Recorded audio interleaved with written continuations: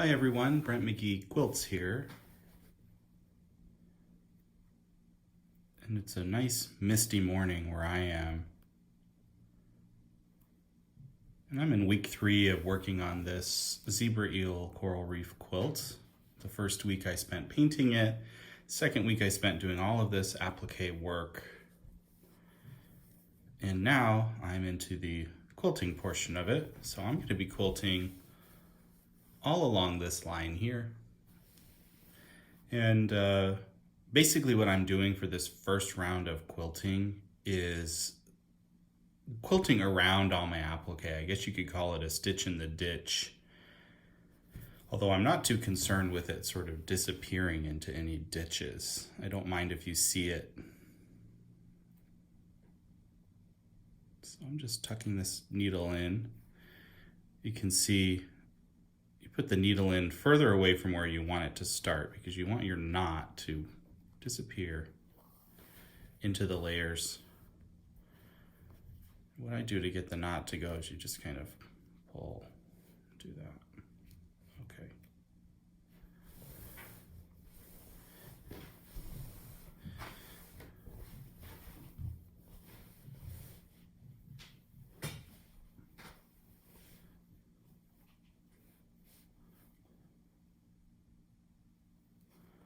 So this piece is coming along really nicely. It's the first quilt on this channel that I started on the channel and will finish on the channel. I said maybe it would take 3 weeks to quilt the whole thing because I've been working really hard, 10-hour days quilting, hand quilting like this, which I don't know is kind of a lot. Maybe it's too much for my body and my mind to handle, but at the moment, you know how sometimes you're just in the mood and you're capable of doing a lot. So I'm kind of in that headspace right now where I want to get this finished, and who knows, maybe I'll even send it off to, maybe I'll even enter it into a show and see if it gets juried in. Pretty proud of it so far. I really like the design.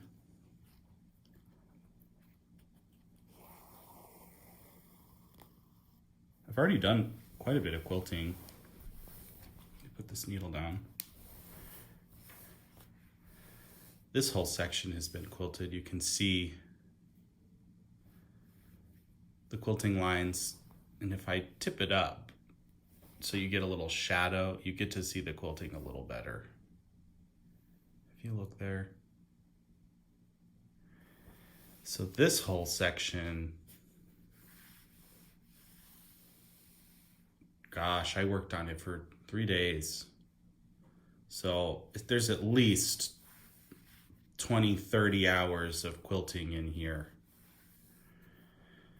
So I've got all of this to do with that kind of tight quilting, not to mention all the blue. And then in the blue section, I'm doing these bars of quilting, these straight lines that follow the curves of these concentric circles that I put in. So we're on our way with this quilt. And I just always have to remind myself when I'm doing a big project like this that feels at some points insurmountable, at least in the time constraint I've given myself, that every stitch I do is a stitch that needs to be done. So there's no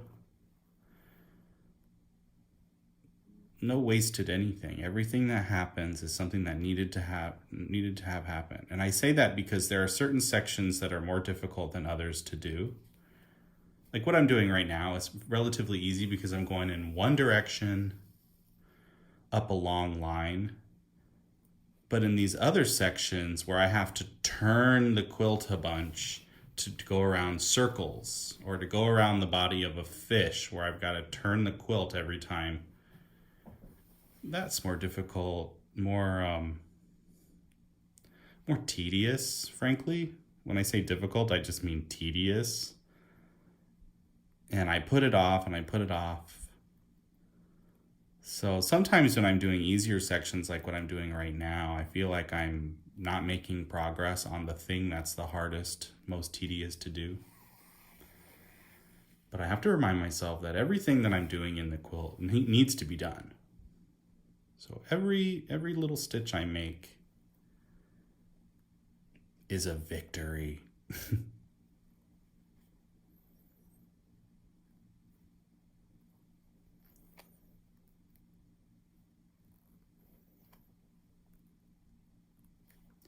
I gotta say, as an artist doing this YouTube channel, I just started it about a month ago. And doing this YouTube channel has really changed my point of view about myself as an artist, because I started in 2020, so for 3 years I've been doing this alone. Only my family and some friends, some very close friends, even knew what I was up to. I got off all social media at the last election, literally on the night of the election. I just said, no more social media for me, and went into hiding essentially for 3 years, keeping my sanity just by doing this and kind of weaning myself off the idea of getting attention all the time. Because that's really what social media is. And certainly when you're on YouTube making videos, you are seeking attention. You want views for your videos, and I think we all would like people to notice what we're doing and to be impressed or just noticed somehow. I think, if I'm being perfectly honest, I don't make tutorials. A lot of quilting channels are a tutorial, which is great because I've learned so much from tutorial videos. But that person who's making the tutorial, it's not all altruistic. It's not all just because they want people to learn how to make quilts. It's, it's doing the thing in public to get attention for it. So I've joined those ranks, and it's a different place to be in than just stitching on your own. And the reason I got into this was because I put my quilt in that show and it did well. And I really enjoyed the attention I was getting, the positive feedback, because I had spent so much time alone stitching that I didn't really know how my quilt would be received by people who care about this kind of thing, by other quilters, other people who are into making things out of fabric or making things in general. And so to have people respond so positively was a life-changing moment. And I said, I want more of this.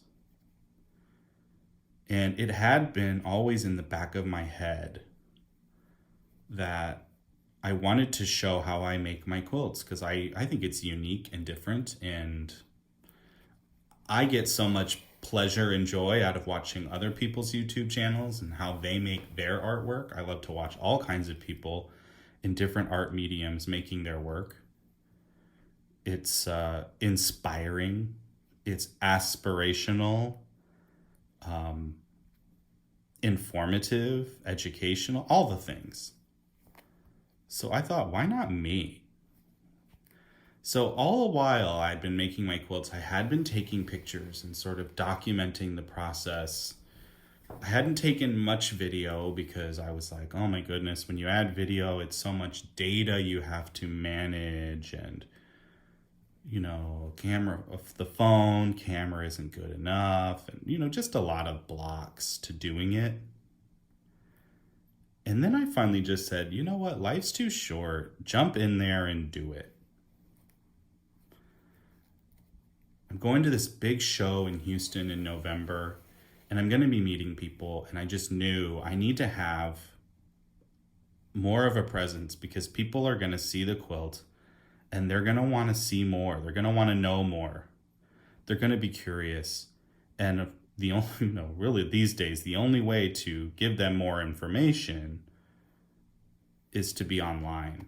So for me, I promised my husband that I would start an Instagram if I got into the Houston show, because he's always encouraged me to put myself out there. He's a wonderful person. And I did get into that show, so I started my Instagram. And then, I thought, all right, why not? I'm going to do it. I'm going to start this YouTube channel. And I'm going to make weekly videos. Well, here's the story. So I have been doing weekly videos. I've been doing twice weekly videos. I've been doing these Sew With Me videos. And then I've also been doing more edited videos, which are really showing my process. These Sew With Me videos are a little more like, I don't know, it's sewing in real time and sort of story time vibe to them. Relaxing, fall asleep to it if you want. Don't worry, I won't make me mad. Have it on in the background. And, as it goes with YouTube, things, they take time. It takes time for the algorithm to see where you are. Well, I was putting out video. I put out 3 videos of my more edited ones that I put out on Friday. And they were getting, 40 views. And then suddenly I put out my painting the coral, the zebra, this quilt right here, the painting of it, that video. And I got 175 views. Most of those views happened in 24 hours. So I was so excited. I was like, oh my goodness. The algorithm has found me. People are clicking. People are checking it out. Now, listen, 170 views is not a lot of views, in the grand scheme of things. But for me, it was a lot of views. So then I put out another video and it was 11 views in 24 hours. So that felt discouraging.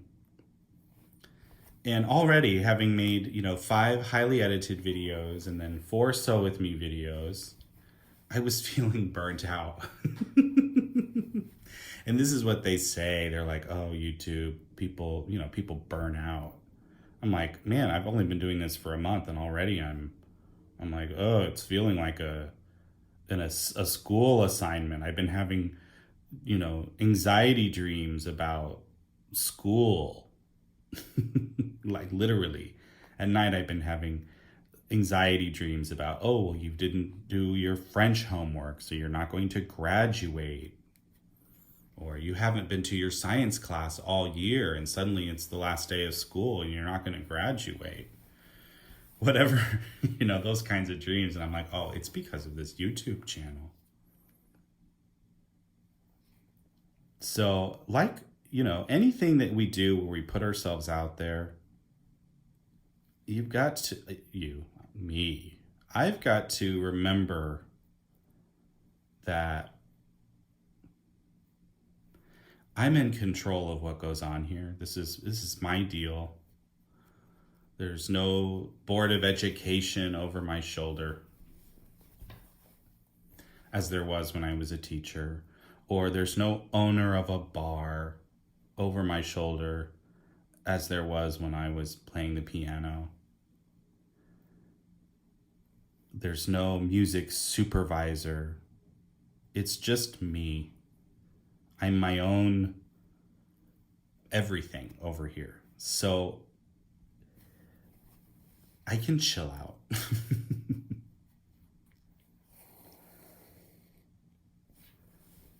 So here's what I did, folks. Last week, I really, really hustled and got all of the applique done. And on my last day of work for last week, I also got all of the basting done.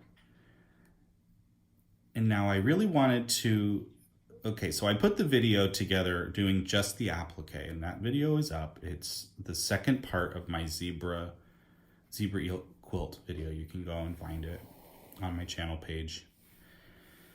And even though I worked on the basting last week, all of this thread basting, you can see it here. It's these larger white stitches. I didn't include it in the video because it would have been tacked on to the end, and it's such an important part of the process that I wanted it to be its own video. So this week's video that I'll be releasing on Friday will be the basting of the quilt. Now, since I had already completed the basting, that means this week's, all of the quilting that I'm doing this week, I'm gonna put into next week's video, which means I've spent just a lot of time this week not filming myself, just enjoying the stitching, not spending a ton of time at night sort of doing the rough cutting together of the video, taking it easier because, you know, my brain needed a little break. I'm still going to release a video this Friday and keep on my weekly schedule. But I adjusted from within because I am my own boss. So I think this week's video is going to be a little shorter, and it's going to be just a little more focused on the basting process, which is a major moment when you're making a hand stitched quilt like this, especially one like this where I don't use a hoop. You know, doing the basting, really getting the foundation of the 3 layers together is super important. So basically I gave myself a little break without giving myself a little break. And then when I make next week's video about the quilting, I will have gotten a lot of quilting done. And we'll really have a lot to show and say about that. So there's my little rant about this channel. What I don't want it to be is feeling like a burden. Because really what I'm here to do is document what it is I'm up to as an artist, because I appreciate it when other artists do that, and I don't sit there and think of them as being egotistical or attention seeking in a negative way. I don't think attention seeking is negative. It can be, but inherently it's not. It's very human. And a lot of people are doing things that are worth getting attention for. So that's what I'm really here to do. I'm here to document making these pieces because I think they're special. And I've got a future planned in my head for what I want to do with these pieces. I'd love to see them all hung up together in a collection, as an exhibit, maybe even in a gallery space. I don't know. So I've got it right now. This is the third one in the series, but I'm gonna finish it second. So when it's done here in, I don't know, maybe 3 weeks to a month, it will be the second completed piece in the series. And then that other, you know, the big coral reef panorama, which you can also find videos about if you go to my channel page, that's going to take a very long time. You know, I'm not working on it until it's finished all in one shot. It would drive me crazy to do all that applique and, you know, day in, day out for months on that. I need other things to work on. So, you know, creating a big series like this is going to take years to do. So I have to stay focused. And in the meantime, I'm using this channel to document the making of this series, because I'm hoping it'll be really special when the whole series is done.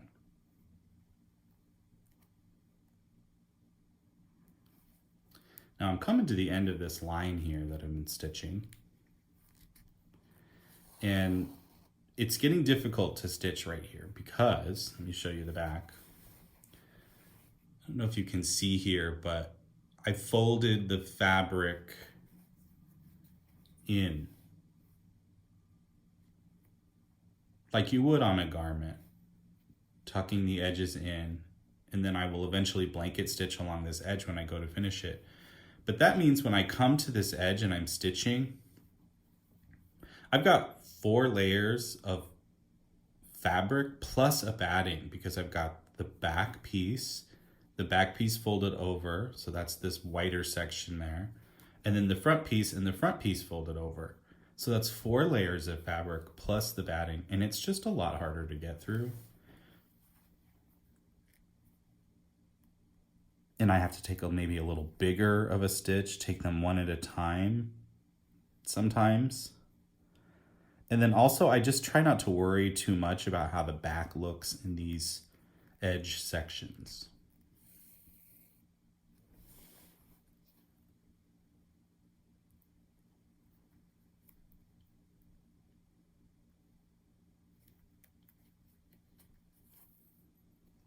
So there we have it.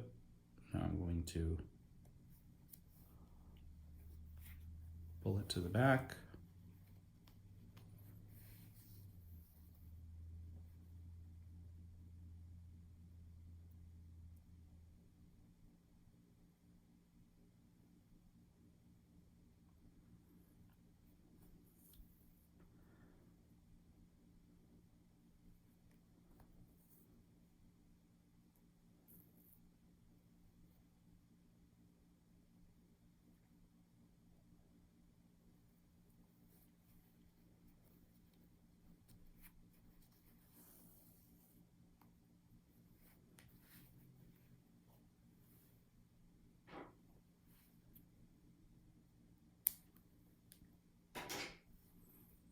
And tie it there. So